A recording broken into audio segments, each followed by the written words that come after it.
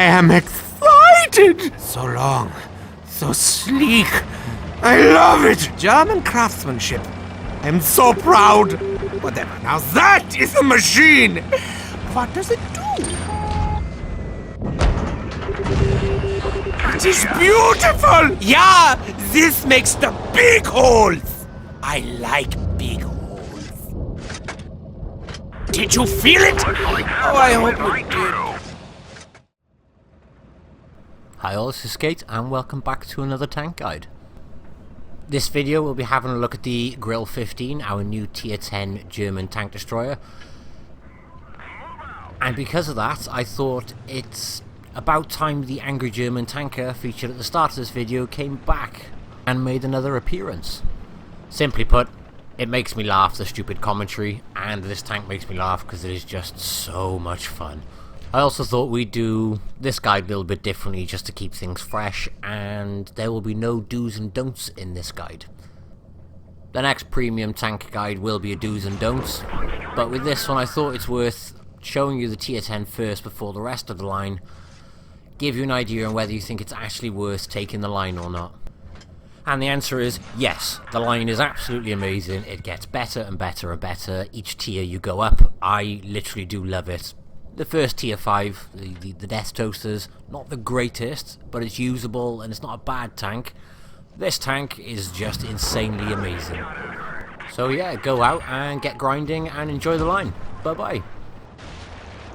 I wonder how many viewers I just lost doing that, but do you really think I'd be able to stop myself from waffling that long? Christ no. I got loads of information to share. I don't know where to start either, in all honesty. Straight answer is, I really do love this tank. It's amazing fun to play. Just to give you a perspective of how much I'm enjoying it, this will be my new Death Star. Those who know how much I love the Death Star will understand how much of a big thing that is for me. Those who don't know, I have 1,500 games in the Death Star. I love the Death Star.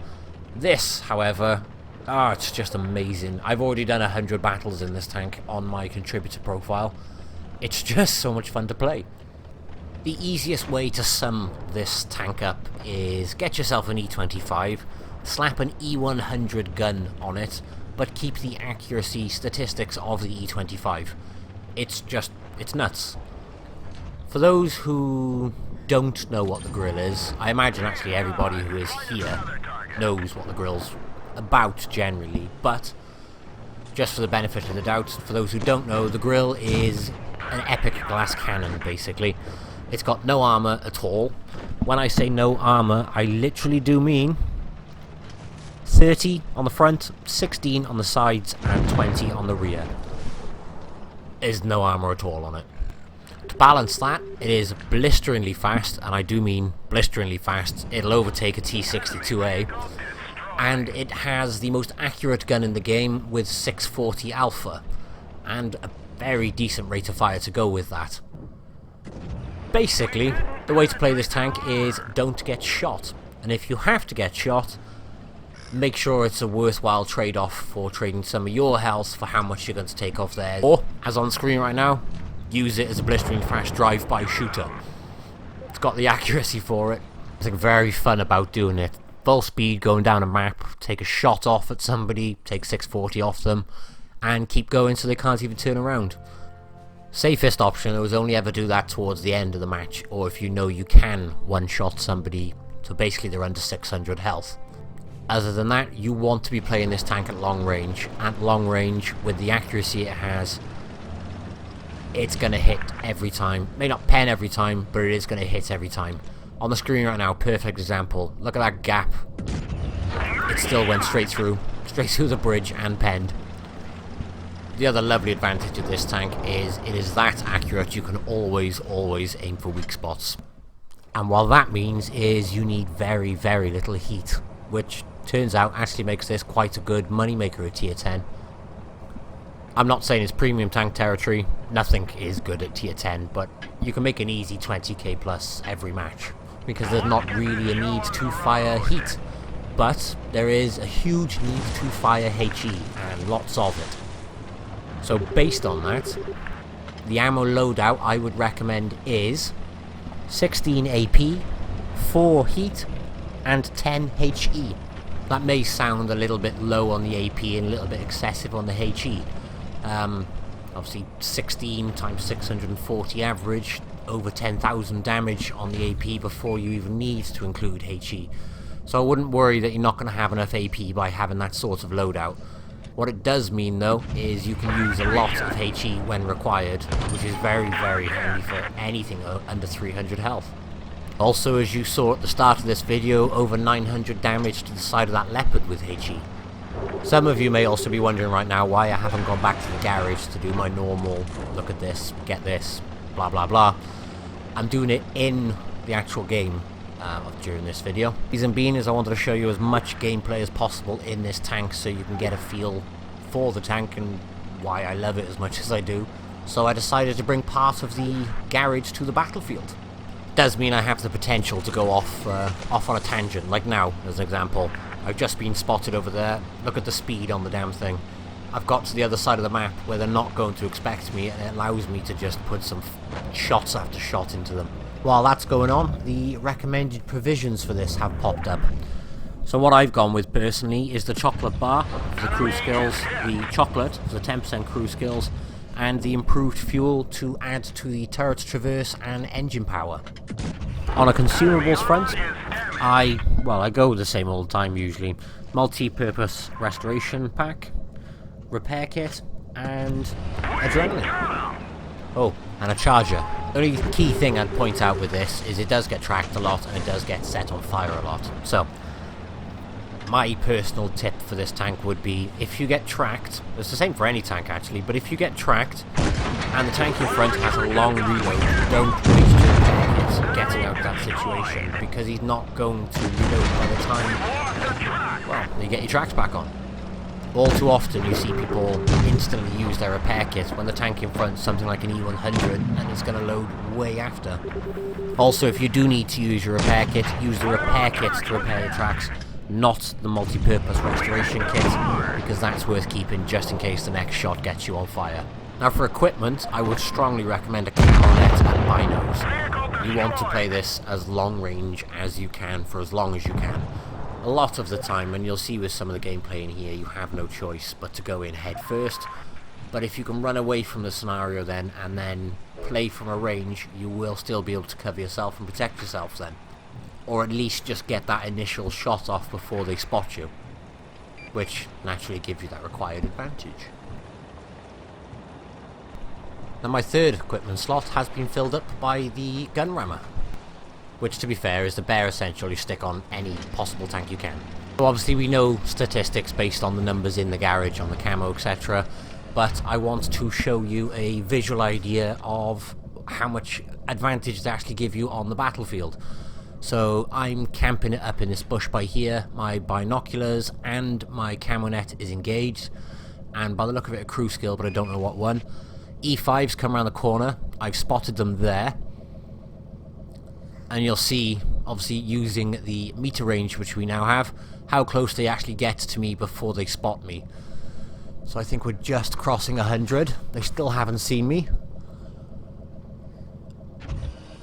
There we are. 83 meters. What that basically means is as long as I'm camping a bush, I know I've got 100 meters before they, well, E5 as an example, gets to see me. Therefore means as long as I pull back from the bush, I've got plenty of time to get a shot onto this tank and pull back behind and then get into cover. With the recommended setup, I want to show you the differences between the reloads as well. So this is the reload with no provisions and with no equipment fitted, and you'll see it is 12 seconds. I fit my rammer and my 2 crew skill consumables.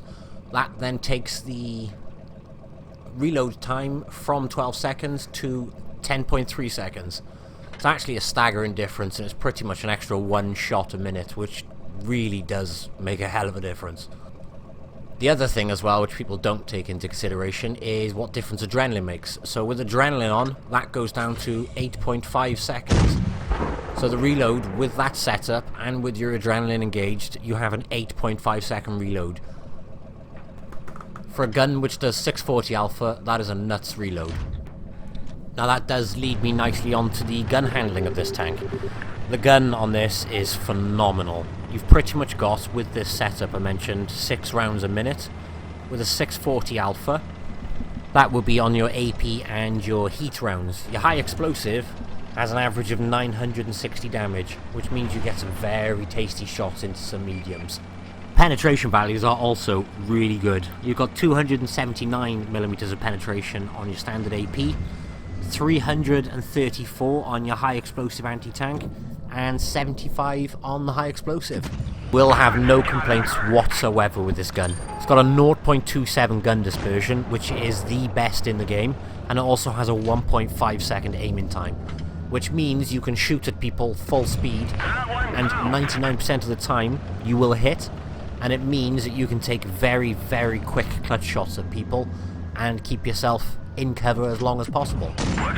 Basically, if anyone actually complains about the gun on this tank, they are absolutely insane.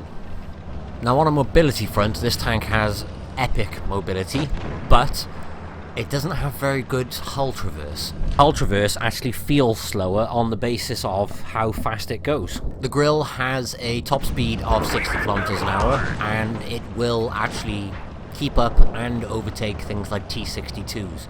The problem you've got, as I said, is the hull traverse. It's 24, which isn't the worst for a tank destroyer. You've got things like the E3 with 21, but because it's so mobile, if you're going 60 and you're trying to turn quickly, it's not going to happen. You need to have very, very, very long turning circles.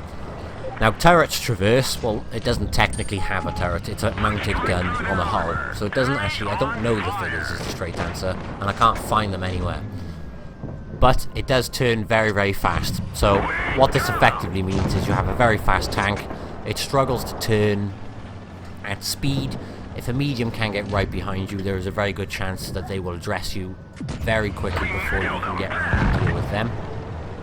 But at range, with the way the gun turns, you're going to have no problems at all. So it's only when they get up close and personal where you're going to struggle to turn the hull to address them.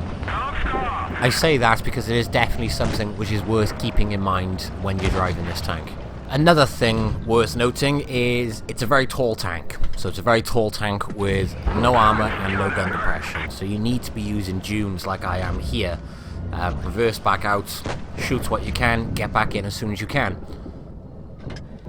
This tank's very quick in reverse as well as pulling forward, but if you're reversing out to shoot, it means you can pull back in much quicker because you're pulling in forward. That, coupled with your very quick aiming time, means you are exposed for a very short period of time. Now, if you've got health left and you know there are very few enemies left, obviously go a bit gun-ho. You can just dive straight in. I do take a nice shot into the E50 turret there, if I do say so myself, but now I completely dunk the next shot and go straight onto his upper plate. I've got his side by there, and for some reason I hit the upper plate. But here is a prime example of how slow the tank is to turn. I've got to reverse very slowly, but it does mean I can ninja the IS-7 kill there.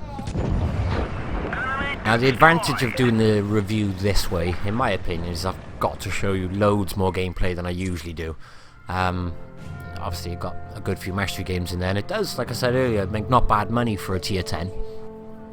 But leave me some comments as well, by the way. Just let me know what you think of the reviews this way. As I said at the start, I'm not going to stop doing my do's and don'ts. I thoroughly enjoy doing my do's and don'ts. I think visually seeing it helps, which is why I'm going to show you this clip now.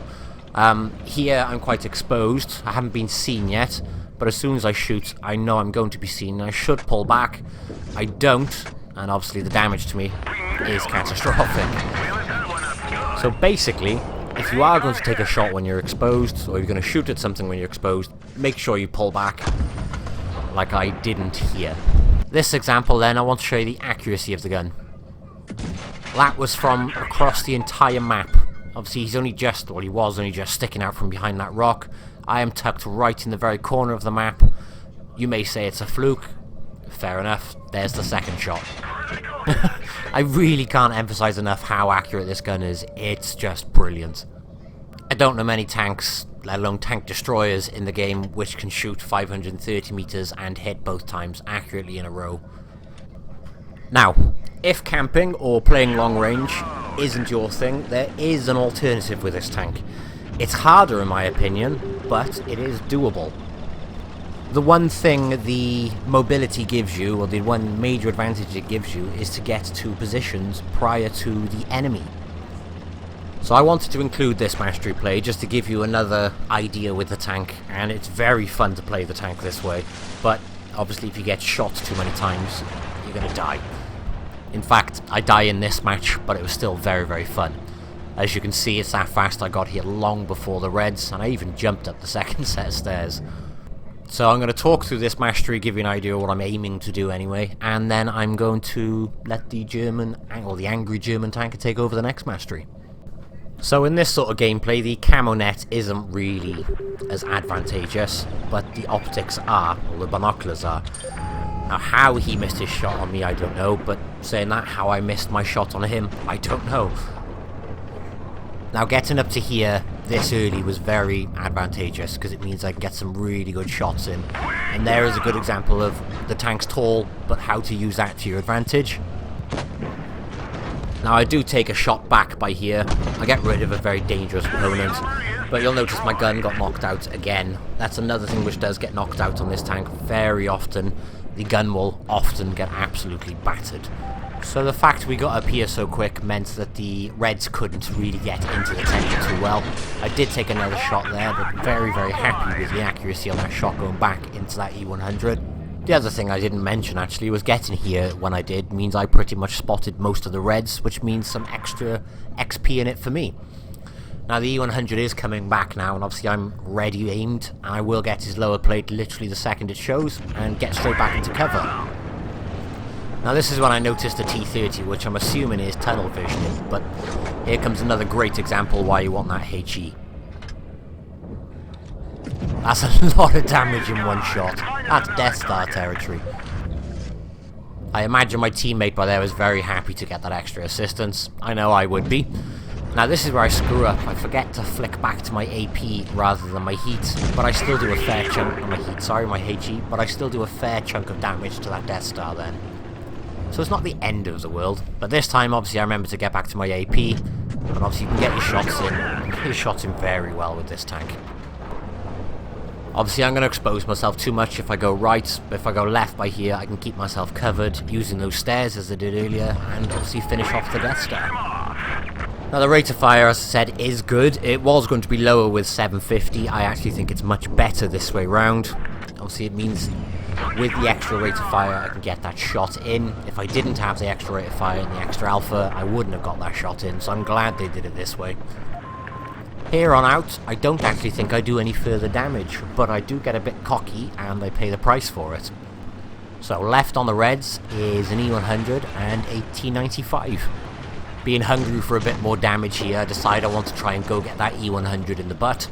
When I do that though, the E100, or the T95 comes around the corner, and what I'm aiming for here is the lower plate. But I got the track, which is not a bad thing because it means I can get back into cover. Stupidly though, I came back out. Don't know why, but I died, and it was my own fault for that, but it does mean I caused a bit of a distraction, and as a result the team managed to kill them at the same time anyway. I know they would have killed them anyway, I was just trying to make myself feel better for being stupid. But it does mean we still got plenty of damage, and again, tier 10 we got some nice credits. And I hope that gives a good example of how you don't have to play it like a sniper all the time. If you're in a good map or a suitable scenario, you can play it quite aggressively. So, on to the next match. You know, I really think this whole war thing could have been worked out over a nice little schnapps.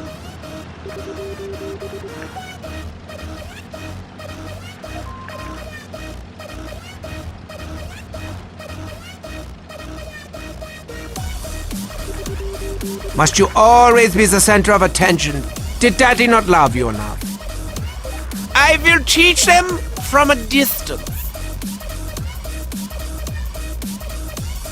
Die Welt is noob!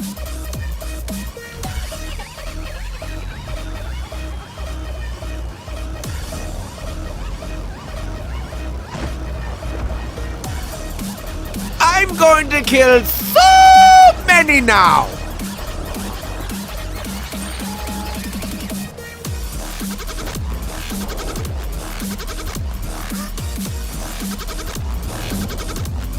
Leberwurst, anyone?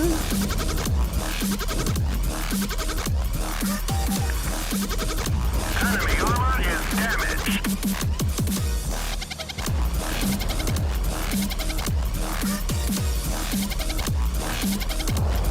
I will kill them one by one!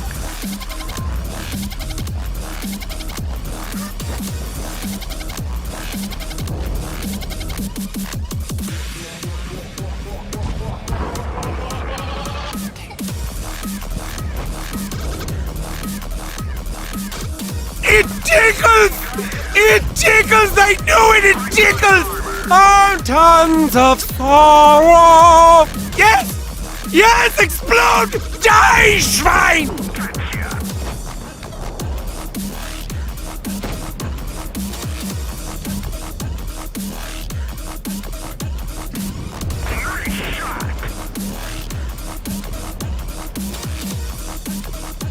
I'm coming for you!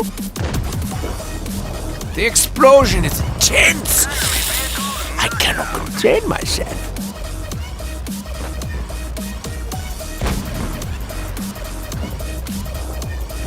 Strike through their armor.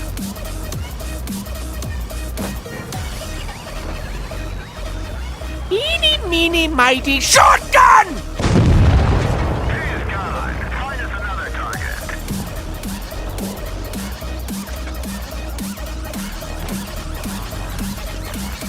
Oh, it hurts, doesn't it? Good!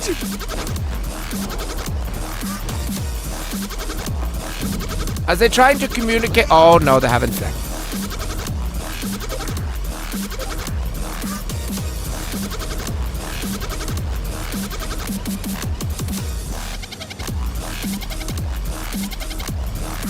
The fatherland would be so proud! I'm so emotional.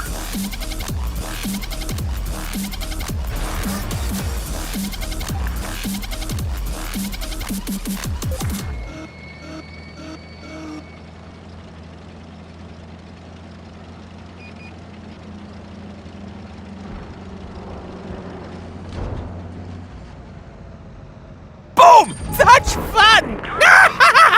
His head is gone!